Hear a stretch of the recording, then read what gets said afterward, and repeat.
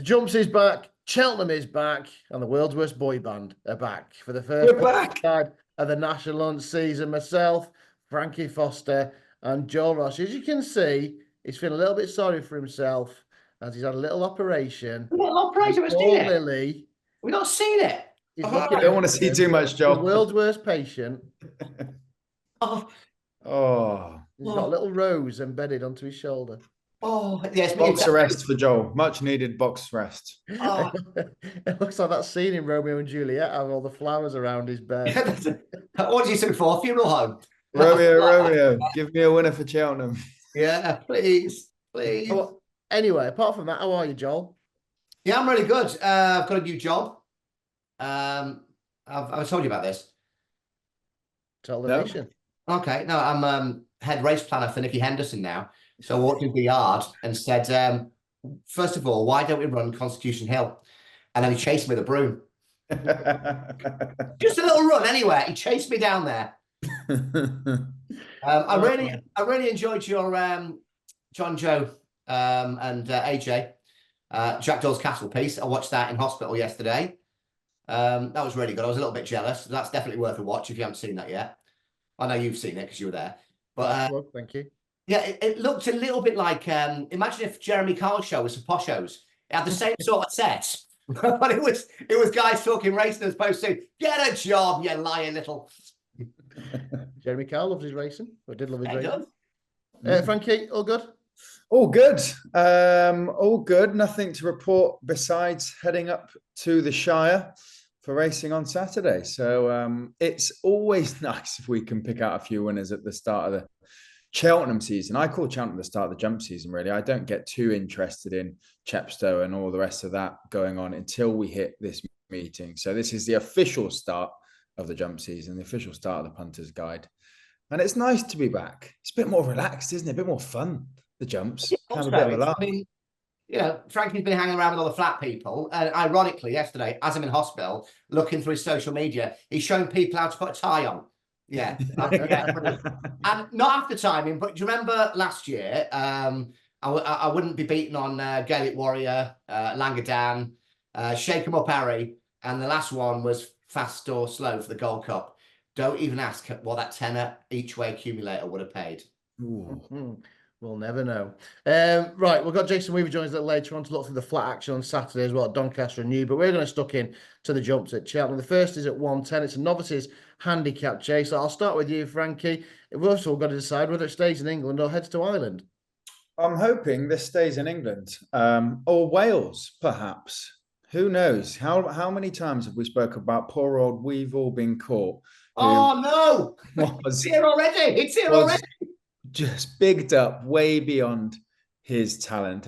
He was never a grade 1 horse, but he could be a 128 winning horse.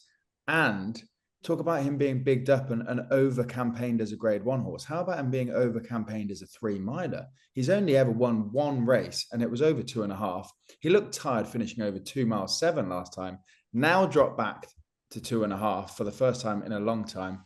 Can the Welsh Wizard and the Welsh Waters rejuvenate him? I don't think he's a bad bet at double-figure price. He's not what the force that everyone thought he is, but this could be winnable off that mark if 2.5 suits. And then I've got to throw in 2 because they're reasonable prices. Will Carver has a massive swing at the weights with Risk in the Ground when he fluffed the last and finished 5 or 6 lengths behind him. But the 2 horses in front of him that day have gone up £10 each. He's off the same mark. He just needs to perform well fresh and with a wind up. So 2, both at around 10s. Both think they're risky bets, but they're worth a chance. Well, if Chris Williams has got We've Been All Caught back, or they think they've got him back, he won't be double figures for long, and I'm guessing you concur, Joel. Yeah, I messaged you about this a couple of weeks ago. I didn't have an interest in that race at, was it Worcester? The Novice Chase, and it was Hometown Boy who won that, wasn't it? And I'm like, what the hell is this in third? Cruising after a back of a break. And, you know, it was one little run start of the season. Jack Tudor was a non-toucher that day. Didn't touch the horse. And if you read the Racing Post comments, it weakened. But you said to me straight away, 2 weeks, Cheltenham. Yeah, that'll be it. And I remember the only time this horse won it was at Cheltenham, that maiden hurdle, because we put the second Rock My Way 66-1 for Sid Hosey. So a bit like Frankie said, from Nigel Twiston-Davies, Christian Williams, and I'm sure Christian's gone, I got to win out of it for you. Little prep run, get it over here, double figure price, change your surroundings, and probably a change of food. My only worry is he will certainly want to get a win out of this horse. Do you just give it another quiet run and get it to 125, something like that, and then come back? That's my only worry, because... No, I think he's got in there. Move it to mine. Move it. Come to Wales. Yeah, I'll do that for you. We'll get a win out of it. Who's this Nigel Twiston-Davies? Oh, you know what? And that's it. And then, you know, get it down to like 110 and just in time for March. Well, I expect to see him in plenty of these 3 mile chases later on. But yeah, it's a good starting point with Eve all been caught. Interesting one for Christian Williams. We'll move on to the 145. It is a 3 mile novice hurdle. And Joel, I'll start with you this time. This one probably is heading back over the Irish Sea. Well, you know what? It probably will do. But I was looking at this yesterday, 10 minutes after my operation. Fine Margin, again, was the next coming, wasn't it? The next coming. Who'd have thought we'd see it in October at Cheltenham. Good ground, 3 from 3. Pulled up last time at Worcester. Is it Milf? What's it with Milfors? Is that that's a money horse in this, isn't it? But this, again, maybe the morphine took him, but have you seen the outside of the entire field? It'll probably go off 25s, 33s of Deborah Cole and Chris Ward, rather. They were in a handicap at Cheltenham. It was a conditional jocks handicap, and it was a 33 to 1 shot. And as always, he's from the back and was making steady headway. And nobody's watching this because it was a 33 to 1 shot. 4 out, making really steady headway. And I'm like, hello, this is nice. Badly hampered by a faller. And if you watch it back, the faller's right in front of him and he has to stop. And this sort of horse hasn't got, 2 or 3 bursts of speed. He was pulled in by the stewards that day to explain why he stopped riding. And sometimes the stewards, you just go, oh my God, right? There was nothing wrong with this. But I just thought, held up at the back, pick up the pieces. If all the Irish ones start, taking each other on and whatever. And I know we go at 2 places, but for a race that I wouldn't have a bet in, a 33 to 1 shot probably on the day because it'll drift and one of the top 2 will get smashed up.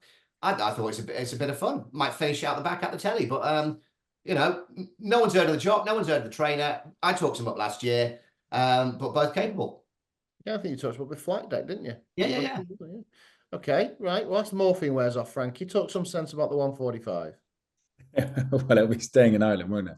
Probably. I would struggle to have a bet in it, if I'm honest. It's a bit of a wait and see what the top 2 do. I mean, Milforce probably got into a bit of a race too late on when being just beaten last time over 3, but as a point-to-point winner and has been well backed his last couple of starts. Intense Approach was good in the bumpers, but has taken a while to get jumping. He fell a couple of times and then hasn't been the most fluent, so potentially hard to trust. Fine Margin, as Joel mentioned. You know what? Donny DeVito, maybe the morphines got over to me as well, because there's all these good novices in here and we're both having a stab at the bottom 2 in the market. But Donny DeVito won a couple of bumpers. He actually finished not too far behind Staffordshire Knott. He was obviously like a 145 horse in a bumper at Fairyhouse. But I'm looking at his last race over 2.5 at Listowel. Finished behind 2 of Willie Mullins's, My Great Mate and Where's My Jet. They're not bad novice prospects. And similarly, smaller trainer, smaller jockey, I think he's overpriced, and I don't strongly fancy any of the shorter ones. So if I was going to, I'd take a chance. And there's a forecast, reverse forecast, just to be safe, yeah? That would be a strange start to the season. Right, let's see if normality regains then. 220, we've got a staying handicap chase. Loads of regulars in here, of course, none more regular at Cheltenham than Broadway Boy. You likely heads the market, Frankie? Yes, I think he's got a tough ask carrying 11 stone 11. I think he's not quite in that kind of caliber of being good enough to win one of these when it is a decent race with like senior chiefs in there. Has been not far behind Minella Cocoon or Croon, or forget which one's Lemilos, who's won a Hennessy. Does he know? Who's had good performances off a top weight. Like, this is a decent handicap, and I think 11-11's hard for Broadway Boy. Lemilos, I put up, didn't I, for Cheltenham over hurdles and for the Bet365 at Sandown. This couldn't look more perfect for him, but it's a 50 grand handicap. I reckon they'll target him elsewhere later in the season, maybe even go back to Newbury for the Hennessy. So I'm flagging him up as a one to watch for later in the season. My bet is going to be Senior Chief. I will correct myself. It was behind Minella Kakuna at Navan. Good performance that. I think Minella Kakuna is a very good horse to judge yourself behind. He's been pretty lightly campaigned, and he only carries 11.4 because there's some of these in there like Broadway Boy, like Lemilos, Does He Know, who are at the top of the weights, and I don't think they're quite as good, or at least progressive. So Senior Chief for Ireland again. They're coming over and dominating maybe on meeting number 1 at Cheltenham. Yeah, new season, same old story though. Irish domination for Frankie. Joel, wide open handicap. Where are you going? Well, I looked at Lemilos, and I'm exactly what Frankie said, but I believe this is the next Langadan, age 9 for Newbury. So I expect this to be out the back. I was looking to see if Harry Scott could run anything else in the race, and you stick T'other Jock on. But what I'm really liking here, have you got a price on unanswered prayers? And are you paying 4 places? Yeah, with 4 places and 16 to 1. 16 to 1, yeah, that's what I've got. It's 127. Last year's winner was 125. Has had the wind up in January and has raced 3 times since and has improved every time. I was looking through this race for something that, you know, that's fit. It's gonna race handy or probably lead, try and make all. Won round here 2 years ago off a pound higher, if that means anything to you. But I thought, unanswered prayers, we'll try and do it from the front. I'll just say handy. Off 127. I thought for the 4 places, 16 to 1, because it's English. It's interesting because me and Frank were talking about this ahead of Friday's action. And obviously, we don't know the result as we record this, but obviously, Chris Gordon's horse, he's not in great form. I run up at Punters in the week, but his mate Orkan Risco is on Friday, so we definitely have a chat about that. I'm sure Frankie hope, or certainly Joel, hope Orkan Risco runs well. That'll certainly help the thoughts with regards unanswered prayers, that is for sure. So, okay, one for England, one for Ireland there. Then we've got 255, a Potemps qualifier. Now, all change for the Potemps final at the festival. The winner of this will be guaranteed a run in the final on the Thursday of the festival. So it's not a case of just trying to sneak in the back of the telly once again. 13 go to post. Again, a wide open handicap, Joel.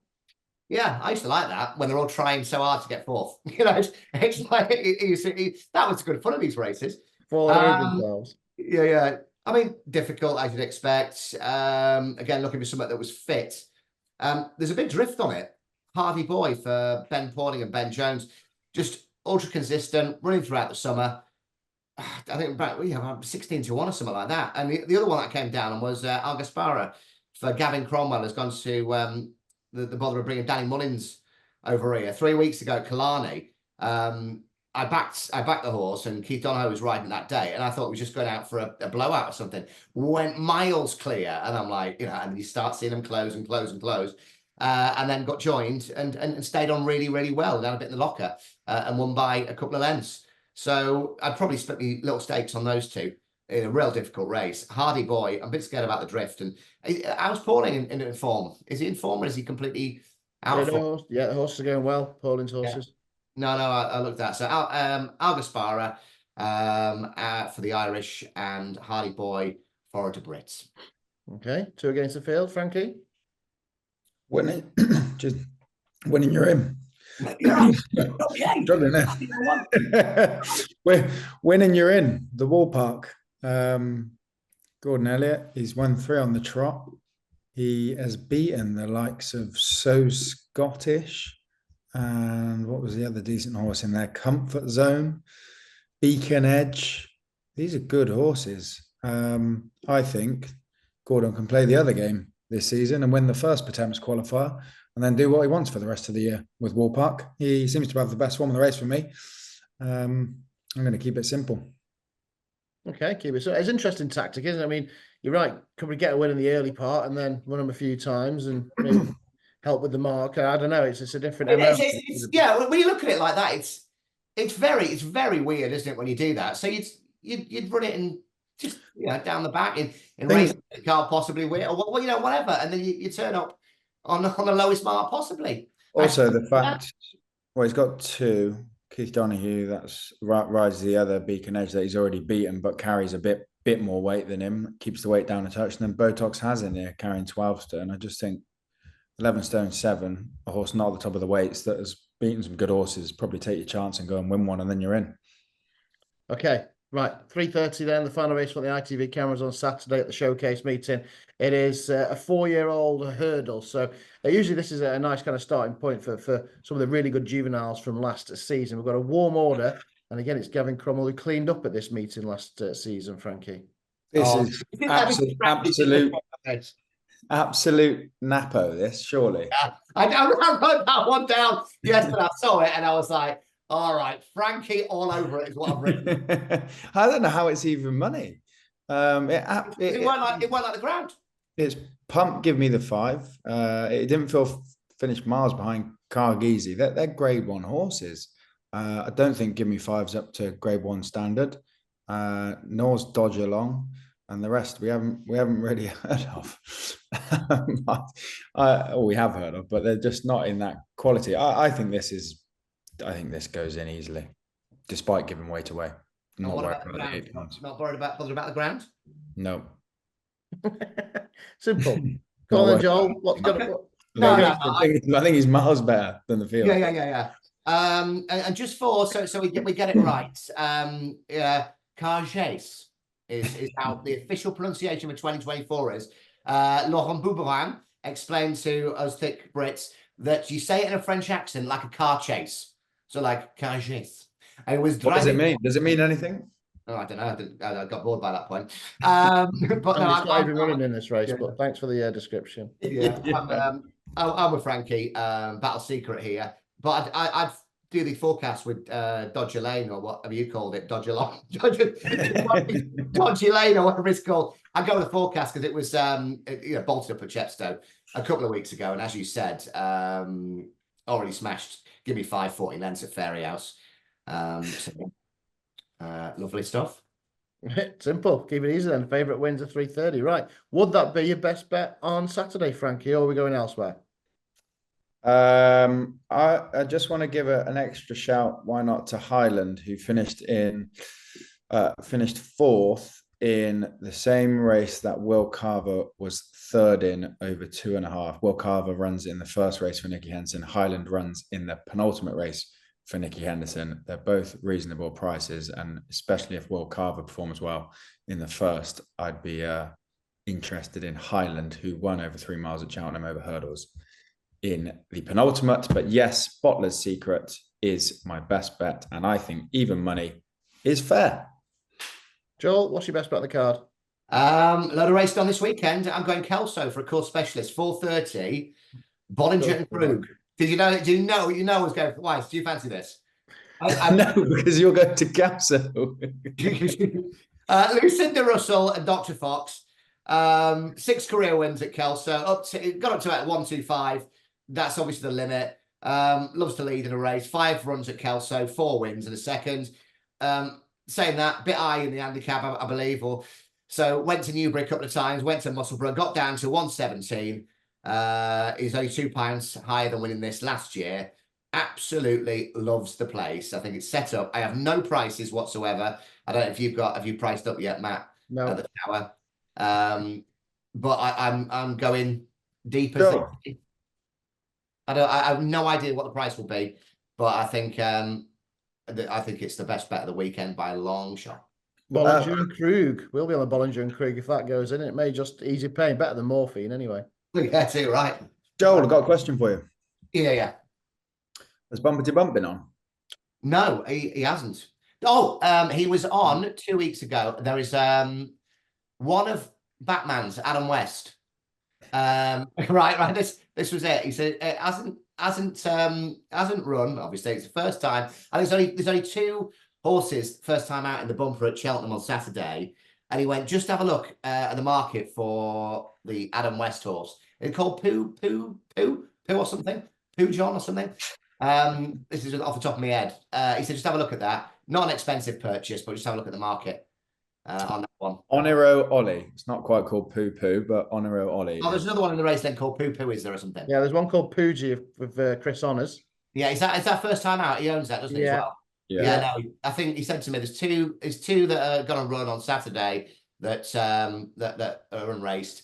He went, but to have a look at the just have a look at the market for the Adam West one. He said it should be about 50, 60, 60 or something like that. But if you start seeing the money, have a few quid on. On a row, Ollie. Interesting. Love those little nuggets. Yeah, We told the entire nation.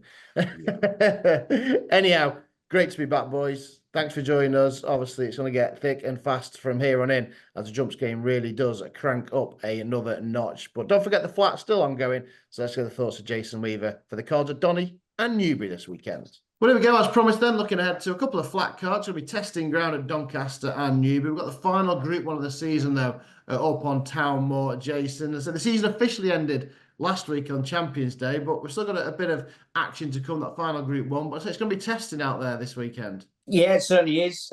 Plenty for us to get stuck into. And obviously some of the big guns, isn't there? You know, Ryan Moore still hanging around, trying to get another Group 1 victory on the board. Before Jeddah across, of course, it's all going to be all systems go for the Breeders' Cup next weekend for that 2-day spectacular. But plenty of class action as well. Stakes races all the way.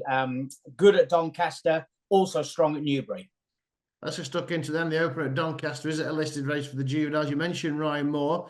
He's on board, one for Aidan O'Brien. Rafe Beckett, who's absolutely flying this autumn. He's got a juvenile in here as well. And Clive Cox has got one race, one unbeaten runner as well. This is a real competitive opener. It is. And when you think listed company, got a couple of juveniles that have already posted triple-digit numbers. So a very, very tidy indeed. And yeah, that pedigree that you mentioned, Arctic Voyage, a half-brother to Lady Bowthorpe, is off the back of a tidy Nottingham win. So certainly one for all the pedigree buffs. La Ballotta for John Ryan ran an absolute stormer in the Mill Reef, then was thrown in the deep end, ran in the Abbey, came back, ran really well at Newmarket down over the minimum. So a slight ease in grade for La Ballotta, even though he's been kept very, very busy, and also the extra 220 yards. Loves a bit of dig in the ground. Could be a big win for John Ryan. Yeah, champ booked as well. Ishii Murphy blinkers on for the first time. Can see the angle for La Ballotta. That's the youngsters then in the opener. And then we've got a sprint handicap that follows at 2:05. And I say plenty of old favourites in here. Just trying to get a bit of oak money before the season passes by. Yeah, and been a real good season for Gemma Tutty and the squad. I wouldn't be surprised if Blue Storm is somewhere towards the top of the market. I thought that was another good run when beating Wiltshire at Haydock last time. Vespasian, we haven't seen that one, but he was a massive improver over in Maidan throughout the early part of the campaign. And I just wonder, coming back here, bottomless ground, off a return, could be a bit of a worry. Now, Vintage Clarets has long been a good horse for the Fahey team. But the one horse who was in behind him last time is Wallbank. Now, 4.5 lengths the deficit. He's got to turn around. He didn't get any luck. Look, he was flat out at Captrick. It rolls away from you. And he was just starting to come good as the race was over. Billy Loughnane takes over in the saddle. He's a whopping each way price, dangerously well handicapped. Wow, he's a good juvenile, wasn't he? It could have been his day in the sun for Billy Loughnane and George Bird, a big price in that sprint at 2:05. Then all the big guns have got one out for this final Group 1 of the campaign. Judmont, Ballydoyle, Godolphin, all sending runners, of course, for the Futurity Trophy. With the likely market leader, now from James Owen in Newmarket, Wimbledon, Hawkeye. But time for the Dead 8 go, and it's a cracker. Yeah, it is an absolute belter. Good luck to James Owen and the team. What a breakthrough season with the juveniles, with the older horses, with the 3 and 4 mile chasers as well. He seems to be able to do just about anything. I wish them the best of luck. Royal Playwright wasn't that far behind him. I thought that was a good run. He's been a likeable type, hasn't he? And then you got Hot as Hell and the pedigree buffs. Nebras, half-brother to Nashwa, who's been recently retired, of course. But what about Delacroix? Did you see the way that he managed to stay on up the hill at Newmarket last time?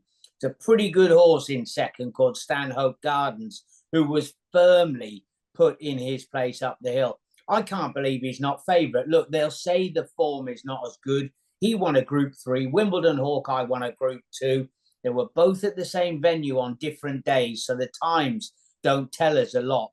But the visual clues suggest that Aidan O'Brien and Ryan Moore can get it done yet again.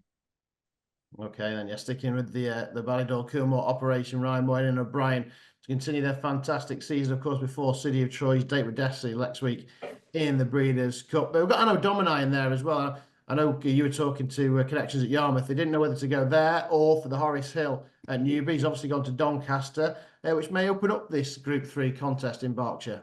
Yeah, they wanted to go for the best ground. So obviously going to be slightly better conditions here for him. He's fascinating. And look, he's just managed to do enough on both of his runs. The other angle in, Detain, who goes for John and Thady Gosden, is a half-brother to Arrest. Now, both his wins, the second of them was by a very, very wide margin. But he's jumping straight from the synthetic onto a real testing mile down here at Doncaster. So that's the only unknown. I quite fancy Royal Play, right, to possibly turn the form around with Wimbledon Hawkeye. But when I was looking at the prices, I keep going back. Delacroix, not touched with the whip by Ryan up the hill. Hands and heels, thank you very much. Always was in control. So all the big guns are there at Doncaster. A person without a runner in the Group 1 for choice is William Haggis, but he has got a warmed order in the Horace Hill at Newbury.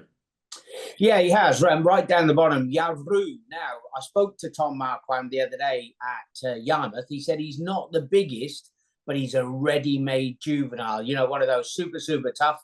I asked him about the poor run at York. He said it was more his fault than anything else. He just got caught out a little bit on a wing, was always seemingly chasing on the way around there. But you're right, he's going to be short at the top of the market.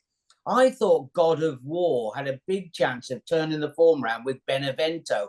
The main reason, not just because he's by Mahatha, he's out of a Mason mare. Now, Mason, all that pedigree, they love a bit of dig in the ground, and it couldn't be any heavier than it's going to be at Newbury. I think he's tailor-made for it. His action looks like he'll plough through it, and he's a whopping price as well. Big each-way player, God of War. Okay, got a wall then at a big price in the Horace Hill. And then we've got the St. Simon Stakes, this Group 3, 6 runners, but only 3 trainers represented. Rafe Becky's got half the field. Jonathan de Gosden got a third, but the favourite is again likely to be William Haggis's Al Arcee, who just couldn't reel in Al Karim at Ascot last time. Yeah, easy for you to say, isn't it? Everybody, Al Arcee the whole time. And he's a very, very good horse on a go and take. It was a weird one, wasn't it? Just caught out of his ground and stayed on late. I've long been a fan of Max Vega, but he's been slightly disappointing the last twice. He's got good form when it's really heavy. If they drop him in and play him late, we've got a little bit of headgear going on Salt Bay. And God's Window probably could have run a little bit better, I thought, after a real pleasing run on the all-weather behind Kalpana. Didn't quite seem to reproduce last time at Ascot. So I'll go down through them. Danielle. Seems a while since we've seen her, beaten favourite, in fact, but looked really good in the early part of the campaign. It's boring. He's got a kink, he's got a quirk, and he's got a funny name, but Al Arcee can get it done. Sticking with the jolly then in the St. Simon. Yeah, he's excellent on his day, that is for sure. Right, 5 races, soft ground. What's your strongest bet of the weekend? Yeah, I keep going back over. And if, the likes of a Vintage Clarets is going to be single figures for the sprint at Doncaster, I can't see why Wallbank is as big as he is. He wasn't too far behind. Yeah, he's got to make up a bit of ground. We get a jockey change. He's drawn on where a few winners have come on the track, and he's a massive, massive double-digit price. I love a big each-way price on a Saturday, and he looks the one in the sprint. Yeah, all right, double carpet at the present while, but then in the sprint at Townmoor. Thanks to Jason once again for joining us. I'll get his thoughts, of course, build up to the Breeders' Cup next week. And I'm sure you're playing your goals galore this weekend as well. Absolutely, absolutely. Try to knock it out of the park midweek. Didn't happen. We regroup, we go again. Brilliant. Thanks to the boys earlier as well, looking at Cheltenham. That's Cheltenham, Newbury and Doncaster covered. Every angle covered this on a great weekend of racing.